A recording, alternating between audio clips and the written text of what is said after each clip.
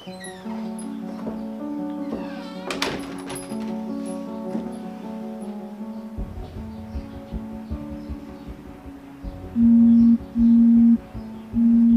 ka na, sweetheart? Hindi ka ba napagalitan? Hindi, no? Hindi naman siya nakakahalata. Mabuti naman kung ganon. Sa susunod, gusto ko pumunta tayo sa resort. Saan bang resort ang maganda? Parang boses ni Masong yun, ah. Hindi kaya ginagawang babae ni Masong ang anak ko? Uy, Mare, mabuti nakapunta ka dito. Oo nga, ang hirap palang sumakay papunta dito sa inyo. Mare, tingnan mo itong binigay ng asawa ko. Ang ganda. Oo nga, siguro mamahalin yan, no? Oo naman. Hindi naman bibili ng mumurahin yun, no? Kasi mahal na mahal ako ng asawa ko. Ang swerte mo talaga sa asawa mo, samantalang ako. Hay nako, Mare. Mas pinili mo kasi mag-asawa ng lasinggero at walang silbi sa buhay. Tingnan mo ko, napaka-responsable ng asawa ko. Pati sa mga anak namin, binibigay niya lahat ng gusto nila.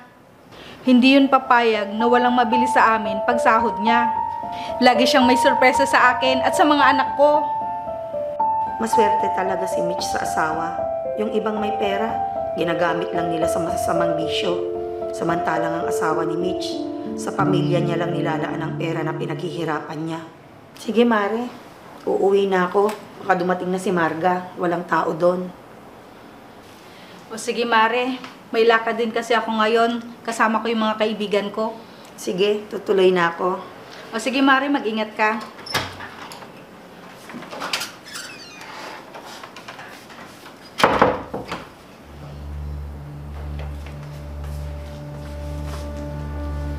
Sigurado ako naiinggit yun si Maring kay sa akin. Paano kasi, ang asawa niya, palibhasa, mahirap na at walang diskarte sa buhay.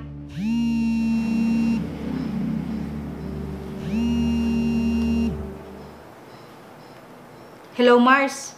Nasaan na kayo? O sige, papunta na ako dyan. Basta hintayin niyo ako, ha. May ipapakita ko sa inyo.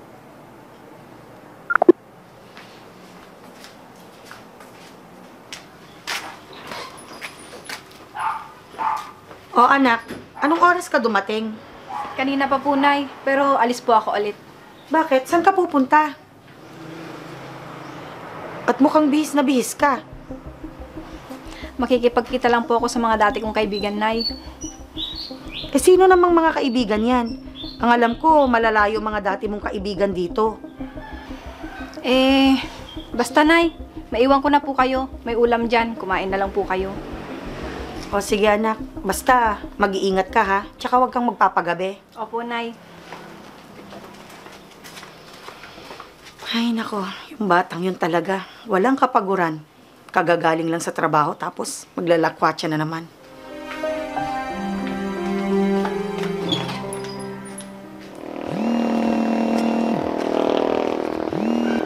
Hello, sweetheart.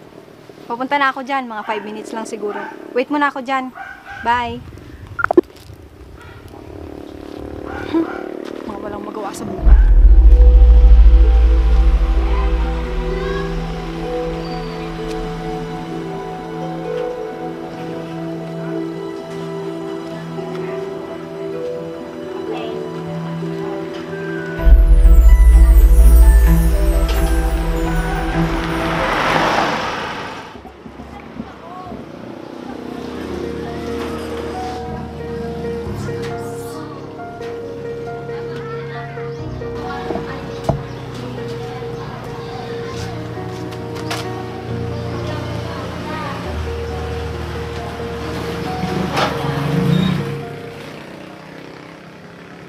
Sweetheart, ang ganda naman ng damit mo. Bagay na bagay sa'yo. Oo naman. Tara na. Baka mamaya may makakita pa sa atin dito. Sige, Teka, nasan pala yung sasakyan mo? andun, nakapark. Sandali lang at kukunin ko. Sige.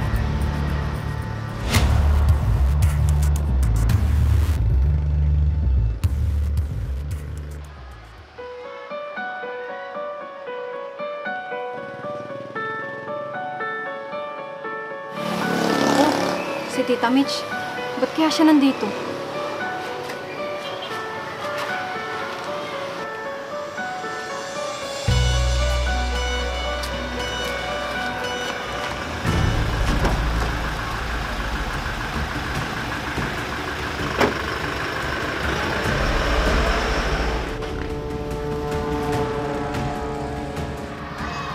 Si Masong yun ah.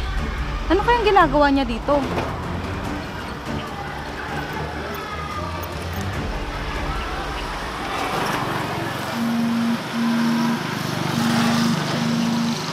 Bakit kaya hindi niya sinasagot? At kinakancel ang tawag ko?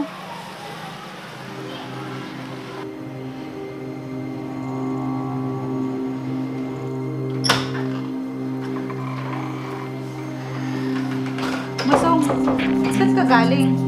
Ah, doon. Nagaya lang kasi yung kumpare ko. May pinuntan lang kami kanina. Hindi mo ba naririnig na tumatawag ako sa cellphone mo? Ah, mayroon ba?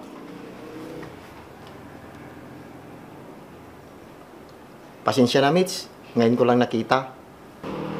Kanina pa kita hinihintay. Magpapasama sana ako sa'yo sa mall. May gusto akong bilhin. Pwede bang bukas na lang? Pagod kasi ako. Anong nangyari doon? Bigla na lang siya nagbago. Hindi naman siya ganun dati ah.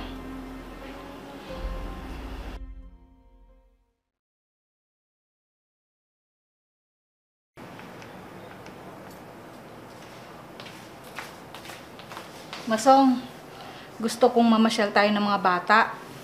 Hindi ako pwede, Mitch. May lakad kami ng mga katrabaho ko. Ha?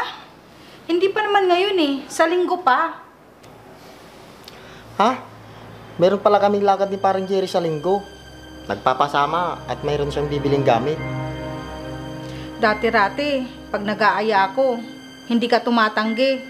Pero ngayon, ang dami mo ng dahilan. Bakit ha? Ano ba? Alam mong busy yung tao. Di mo ba naiintindihan yon? Saan ka naman busy? Sa mga kaibigan mo? Pinagmamalaki pa naman kita sa mga kaibigan ko na hindi ka katulad sa mga asawa nila. Tapos ngayon, nagbago ka na pala. Di ka kasi makaintindi. Gusto mo, ikaw na lang laging masusunod. Ah, ganun pala. Napipilitan ka lang sa mga ginagawa mo para sa pamilya natin. Oo! Sawang-sawa na ako na maging sunod-sunuran sa lahat ng gusto mo. Nasasakal na ako, Mitch. Gusto ko naman maglibang kasama mga kaibigan ko. Ah, ganun pala. Sige, pumunta ka sa mga kaibigan mo. Kapag kailangan mo ng tulong, sila ang lapitan mo. Unahin mo sila kaysa sa amin ng anak mo. Pagbibigyan kita. Sige, umalis ka na.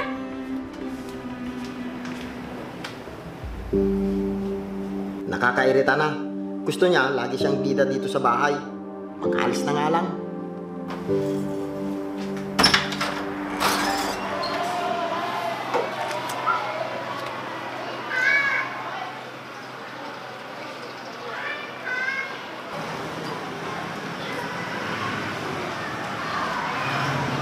Oh, sweetheart.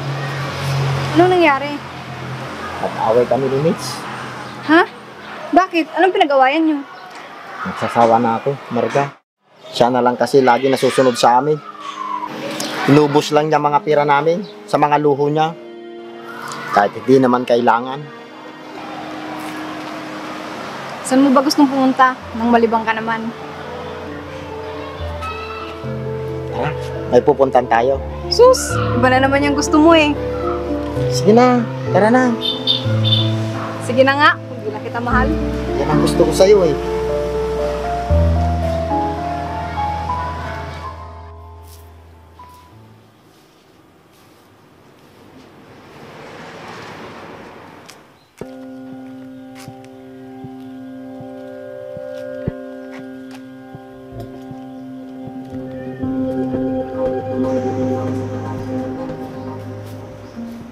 O Marga, saan ka galing?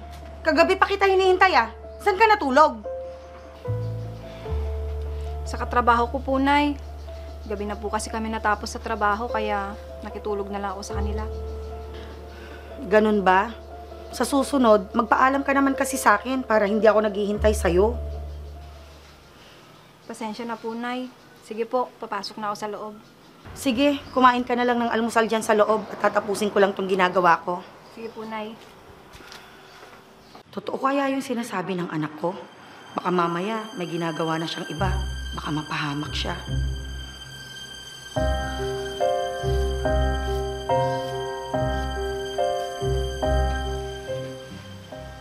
Mukhang nakakahalata na si nanay sa akin.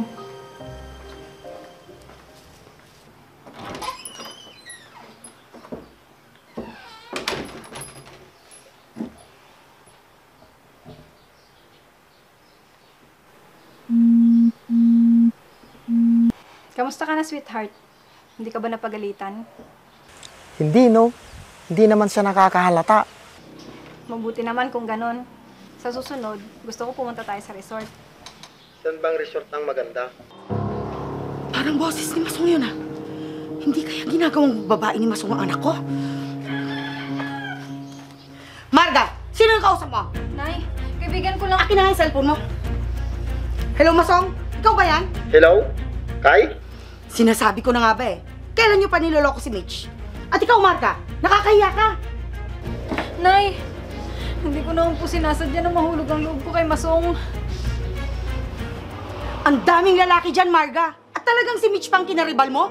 Ano na lang ang sasabihin ng mga tao dito? Nay, huwag niyo pong sasabihin sa iba. Parang awa niyo na, Nay. Ewan ko sa'yo, Marga. Pag nalaman niya ni Mitch, paano ka? Kilala mo naman ang tita Mitch mo. Nay, paano kaya kung umalis na lang tayo dito? Saan naman tayo pupunta? Anong gusto mo? Iwan natin tong bahay para dyan sa kalokohan mo? Basta, Nay, magpakalayo-layo tayo. Ay, naku. Ikaw talagang bata ka. Pinasok mo tong gulong to. Dapat solusyonan mo. Nay, ano pong gagawin ko? Layuan mo si Masong bago pa malaman ni Mitch ang mga ginagawa nyo. Ay, paano kung sabihin kong mahal ko na po si Masong? Hindi pwede yan, Marga. Alam mong may asawa si Masong. Alam mo yan. Nay, hindi ko na po alam gagawin ko. Ayoko pong mawala sa akin si Masong. Nay, kahit tawagin akong kabit, tatanggapin ko po. Siguro, mas maganda kung ilalayo na lang kita dito, anak. Nay.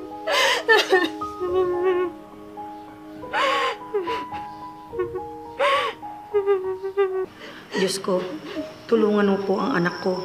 Maisip sana niya kung anong tama niyang gawin para hindi na siya makapagpatuloy na makapanakit ng kapwa niya.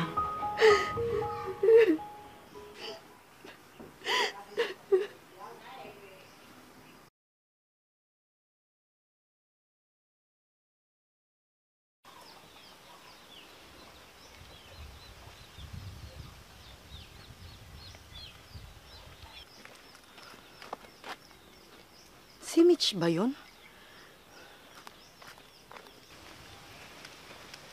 Maringkay? Ang tagal mo nang hindi na masyal dito ah. Saan na ba kayo nakatira ngayon? Kasi napag-isipan ni Marga na magtrabaho sa Manila. Kaya doon na muna ako kasama niya. Ah, ganun ba? Kaya pala hindi ka na namamasyal dito. Kumusta ka na pala? Tsaka nasan si Masong? Ah, si Masong. Nasa bahay lang. Ayun, hindi na makatayo mag-isa. Ha? Bakit? Anong nangyari sa kanya? Naatake siya sa puso. 2 taon na rin ang lumipas. Kawawa naman pala si Masong. Eh yung mga anak nyo, kumusta na sila? Maayos naman kami ngayon. Yung isa kong anak, kinuha muna ng lola nila. Hirap na kasi kami sa buhay ngayon. Lahat ng mga alahas ko noon, naisanla ko na.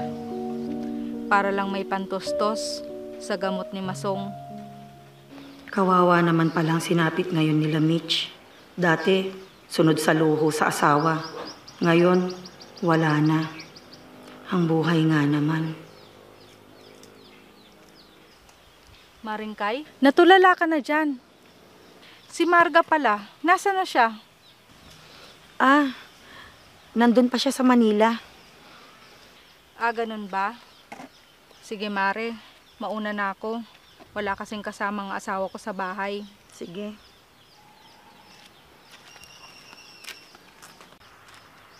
Mabuti na lang, nilayo ko ang anak ko sa asawa ni Mitch dahil alam kong walang maidudulot na mabuti ang pakikiapid.